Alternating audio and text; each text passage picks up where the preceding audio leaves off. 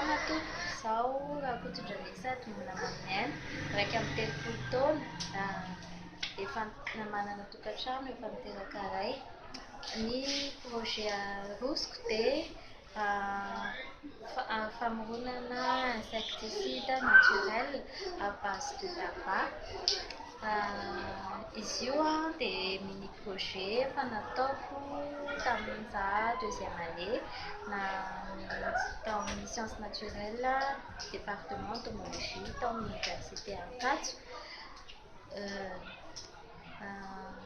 Faniriako kokoa raha mba tanteraky tetikasa io satria hitako hoe amin'izao vanim-potoana izao tafiditra anatin'ny fiarovana ny tontolo iainana sady mbola hitako hoe tsy dia be mpanao ilay izy dia